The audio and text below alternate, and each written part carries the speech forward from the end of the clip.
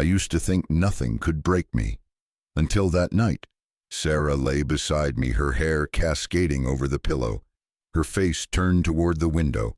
It was a night like any other, quiet, cool enough to pull the blanket closer. I remained awake, restless from today's executive meeting.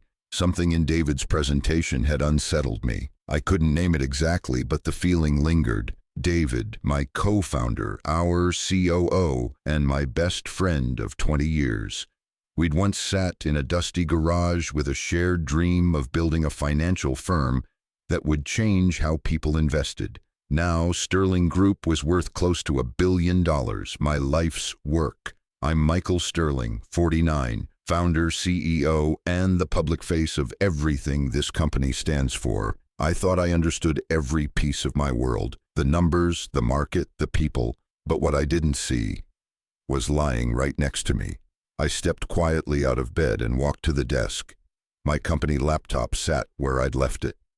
David had used it a few days ago for a quarterly report presentation. I intended only to check a few figures before sleeping. The screen lit up. A message notification appeared. New message, Sarah 3.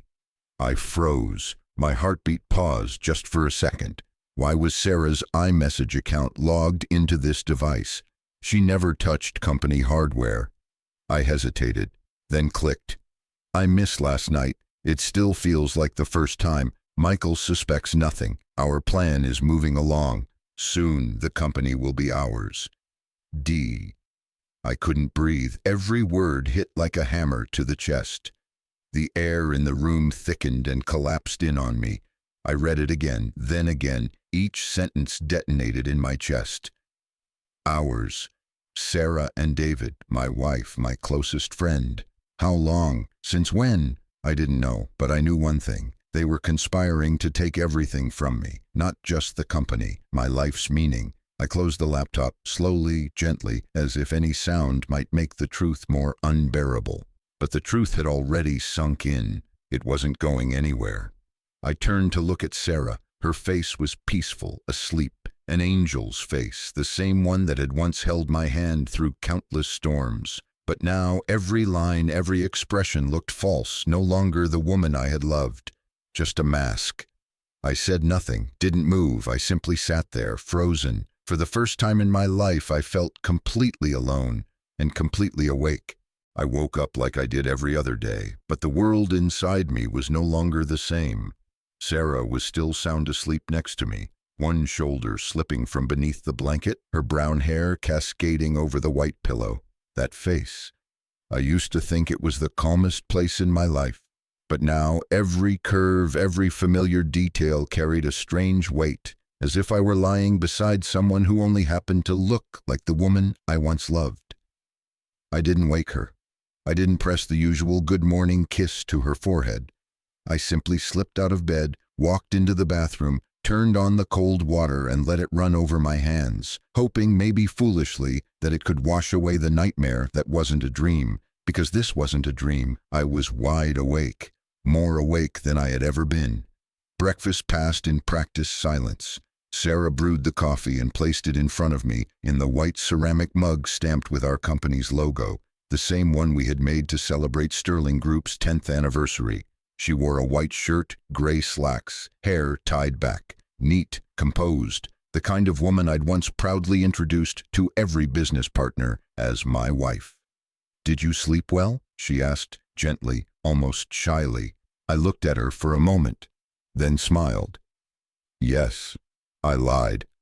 I wasn't sure if I lied to protect her or because I wasn't ready to admit the truth to myself.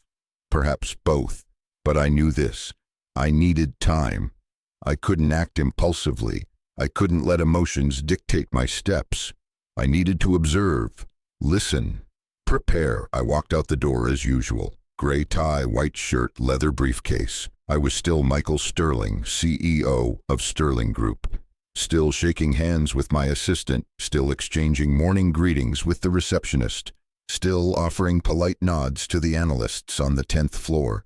David met me on the executive level, floor 14, gray suit, navy tie, that polished smile. "You look well rested this morning," he said, patting my shoulder. I nodded. Maybe I was too exhausted, slept like the dead. He laughed. I laughed too. We walked into the boardroom, listened to him present department updates. I nodded, offered input here and there, exactly as a CEO should, and all the while I looked at him, spoke to him, as if last night's message didn't exist, as if I hadn't seen the truth behind his eyes. But I had, and he had no idea I knew. That was the only advantage I had now. Each day passed like an endless performance. I had dinner with Sarah, listened to her talk about the marketing team, about how a campaign nearly failed because a client changed their mind at the last minute. I nodded, responded when appropriate. But I wasn't really listening anymore. My ears were waiting for a pause too long, a look that lingered, a glance that flickered and vanished. I began to memorize, not memories for safekeeping, but data for survival. I noted everything, times, appointments, the evenings Sarah said she had a late meeting, the times David claimed he was catching up with an old client. No need to wait. I didn't confront. I just recorded. The more, the better. I learned to weaponize silence, because in silence you hear things no one wants you to. When Sarah took calls out on the balcony, I'd leave the door slightly ajar, not out of jealousy, out of necessity. I needed to know who she was talking to, if her voice lowered, if her tone softened. When David left meetings for just a minute and didn't return for half an hour, I took note of the time. They didn't know I was watching, but I was, every single moment. And in that silence, I began to change. The initial pain, that breath-stealing shock, the hollowing out, had transformed into something else. A stillness, cold, steady, focused. I was no longer hurt, no longer heartbroken. What I felt now was vigilance, like walking through a wolf pack with a bleeding wound, knowing any wrong move would be the last. I asked myself, how blind had I been? What had I missed? For how long? There were no answers, and maybe I didn't need them. The only thing that mattered now was this: I wouldn't be weak again, not for either of them. I started keeping a log, not to vent emotions, but to stay sharp. Every night after Sarah fell asleep, I opened a private file on my laptop and wrote down the day's anomalies. No emotion, no commentary, just data. Cold, clean facts. The truth was the only ally I had left. Some nights I couldn't sleep, not out of grief, but because my mind kept replaying scenes of them together. Not jealousy, not even betrayal, just doubt. Doubt in everything I once thought was real. I felt like a man stranded in the middle of a desert. No compass, no shade, no footprints beside mine. And yet something kept me walking. If I fall, I will not fall alone. So I waited for them to slip. Waited for one careless moment. Waited until I had enough to act. Waited for the moment I could pull the curtain down, cleanly, coldly, no shouting, no scene. I didn't feel pain in the usual sense anymore. There was no choking, no tears. What I felt now was like a frozen lake, still cold and quietly dangerous. I began investigating, not out of jealousy, not to salvage a marriage, but to salvage myself. It started with a habit I'd long neglected: question anything that doesn't make sense. A recently deleted file on the company laptop David used caught my attention. I recovered it. It was a draft of the Sterling Group's restructuring plan, 95% identical to the version David presented to the board, except for the final section. That section proposed transferring 17% of company shares to a friendly partner fund. At first glance, nothing alarming, but I knew better. If that transfer went through, I would fall below the 35% controlling threshold in our shareholder agreement. That number meant everything. Without it, I'd lose my veto power, and full control would quietly shift to a group David had assembled under the name of a shadowy legal entity. I followed the name Greenbridge Capital, registered in the Cayman Islands. The listed representative, a woman I'd only met twice, Sarah's cousin, the same woman who once worked in tax consulting and had no business being involved in investment management. A cold ripple ran down my spine, not because of the money, but because of how methodical it all was. I reviewed every share transfer within the past 9 months, small fragmented movements between shell entities under Sarah's name. Each transaction stayed below the threshold requiring board approval. On their own, nothing significant. But together, they created an invisible alliance, one that had quietly been building momentum without my notice. I opened the server access logs. David had logged into our internal strategy reports at 2:13 a.m. from an external IP address. Sarah had also accessed the system from her iPad at home through a hidden guest account, bypassing the company's VPN. They were careful, but I was more patient. I quietly deployed a network monitoring tool. Only one other person knew, an IT manager I'd once protected during a downsizing. He helped me set up alerts, unauthorized file copies, encrypted data transfers, unusual login patterns. 3 days later, a flag appeared. A risk simulation report had been sent to a Proton mail address. The recipient? A boutique law firm that now represented Greenbridge. It was no longer just an affair. This was a corporate assassination. I began recording, not just to gather evidence, but to keep myself sane. I planted a discreet recorder in my document case and deliberately left it behind in the boardroom, knowing David and Sarah would use it for their quick sync. The clip was 32 minutes long. At minute 11, David said, "If we survive this quarter, he'll sign. I've shifted the temporary losses to the auxiliary report. Michael still hasn't noticed." Sarah responded, not soft, not hesitant. "I'm tired of pretending. Looking at him every day makes me sick. The sooner we end this, the better." I listened to that recording 3 times, not because I needed confirmation, but because I needed to remember how it felt to be erased. Quietly, professionally, strategically. They weren't just sleeping behind my back. They were dismantling my life, brick by brick, with the same tools I once taught them to use. I didn't confront them. I didn't ask questions. I got to work. I drafted a letter to call an emergency board meeting. Subject: review of long-term strategic partnerships and capital flow rebalancing.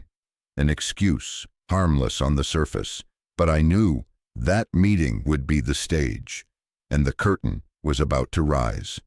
I hired an independent auditor, retired, discreet, with no ties to our firm. His job was to comb through all internal equity movements over the past 12 months. Not fast, just thorough.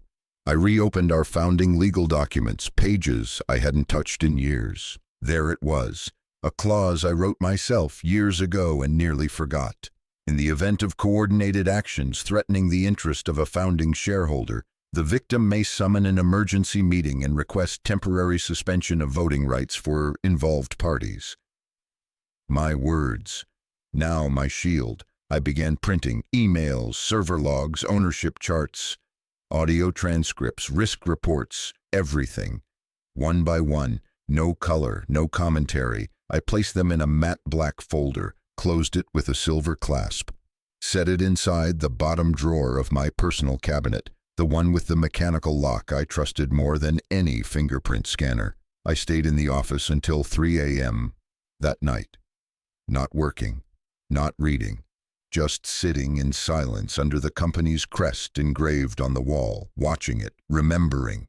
The early days came back, a 20-square-meter rental office, a shared coffee pot, a fax machine that jammed every hour. David once said to me, "No matter what happens, I'll never screw you over."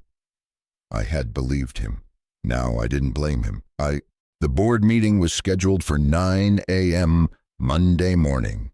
Floor 21 of Sterling Group's headquarters, the executive conference room, floor-to-ceiling windows revealing the city skyline. On one side, warm morning light poured across the long walnut table. On the other, 11 black leather chairs stood in their fixed positions, arranged exactly the way I'd kept them for the past 15 years. I arrived earlier than anyone else. A tailored navy suit, pale gray tie, clean-shaven. I carried a matte black folder, a worn leather briefcase, and a sugarless cup of coffee. My hands didn't tremble, my chest didn't tighten, my body felt calm, precise, like it always did before a high-stakes negotiation. But this wasn't a negotiation, it was a trial, and I would be plaintiff, attorney, and witness. Sarah entered first, a cream pencil skirt, crisp white blouse, hair pulled back low. She nodded and offered a soft smile, the same smile I once loved, once trusted, and now recognized as a polished disguise. "Good morning," she said gently. I nodded. "Morning." David followed close behind, confident gait, navy suit, laptop in one hand, file folder in the other. His eyes scanned the room, calculating. When they landed on me, he hesitated slightly, then gave me his usual half grin. "Still keeping your favorite seat, huh?" "I don't change much," I said quietly. Other board members began arriving. Elizabeth sat to my left. She'd been with me since day one. Beside her was Matsuda, representing the Japanese fund. Calm, observant, rarely spoke. The rest filed in. Familiar faces, men and women who had watched this company grow brick by brick. They thought they were here to review a capital strategy. None of them knew they were about to witness a conviction. David was the first to speak. Slides appeared on the large screen, clear, persuasive, practiced. He spoke of strategic ownership restructuring, capital expansion, leveraged regional growth in Eastern Europe. Sarah complimented him with precise charts and fiscal analysis. Their rhythm was seamless. Had I not known the truth, I too would have applauded. He ended with a confident line, "With Greenbridge Capital's support, Sterling is positioned for a new era of growth." The room went quiet. A few heads nodded. A pen tapped gently on a notepad. Standard signs of contemplation, but I saw the waiting behind their eyes. They were ready for my input. I stood slowly. My voice was measured, firm. "I have a few documents to present before we vote." I placed the black folder on the table, opened it. "I've conducted a silent internal audit over the past 3 weeks with the help of an external auditor. What I'm about to present is not speculation, it's evidence." Page 1, a printed email sent from a hidden Gmail account. Attached, a confidential equity breakdown. Sender, Sarah. Recipient, a lawyer working with Greenbridge Capital. Page 2, a sequence of micro-transfers between shell companies Sarah co-owned, each one under the approval threshold. Cumulatively, a power shift. Next, internal access logs. Late-night entries from David, VPN bypasses, external IPs, and then the audio. "Michael will sign. He doesn't know anything. I'm sick of seeing his face every morning. Let's finish this, sooner rather than later." Sarah's voice, David's. No doubt. I didn't look at them. I looked at the board. "This is no longer a restructuring proposal. This is a coordinated attempt to transfer control of the company through concealed entities and falsified records." I held up the final page. "According to the founding charter, I invoke my right to suspend the voting privileges of both Sarah and David and request an independent investigation into all internal transactions of the past 12 months. Silence. Sarah sat frozen, her face pale, her eyes locked onto mine, unable to blink. David stood. "Michael, can we talk about this? You're misunderstanding." "I've never been clearer," I said. He slammed a palm on the table. "This is bullshit. You're twisting everything." I slid a USB drive onto the table. "The original recording. There are copies with legal counsel." Elizabeth spoke first. "If what Michael says is true, this isn't internal conflict. It's a breach of fiduciary trust." Another member nodded. "I support suspension of their rights pending investigation." The air shifted from confusion to quiet fury, not the shouting kind, the kind that hurts more, the kind that breaks without raising its voice. Sarah looked down. David sank back into his chair, jaw clenched. I didn't gloat. I didn't smile. I gathered my folder. "All materials will be submitted to the firm's legal team. I'm not pressing criminal charges at this time, but I will not interfere if the board chooses to proceed." No one objected. I left the room, alone.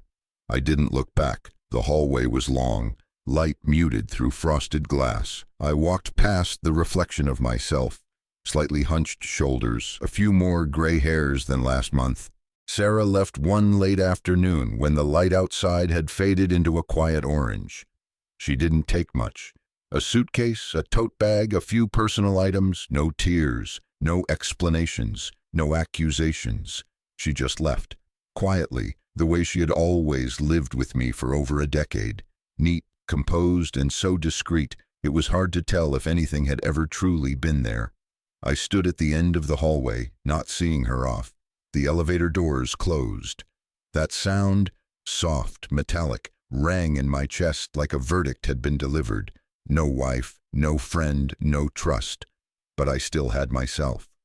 David disappeared from the company 2 days later. No official resignation, just a short email to HR. "I'm stepping down for personal reasons." I approved it within 10 minutes. No hesitation, no curiosity. His desk was cleared by the weekend. The small cactus he used to keep by the monitor, gone. Every trace of him vanished as if he had never existed. A few employees asked why. I answered, "Structural adjustment."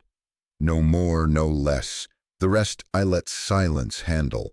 Rumors spread. The finance press picked it up. Some called me the silent executioner. I didn't correct them, didn't confirm either.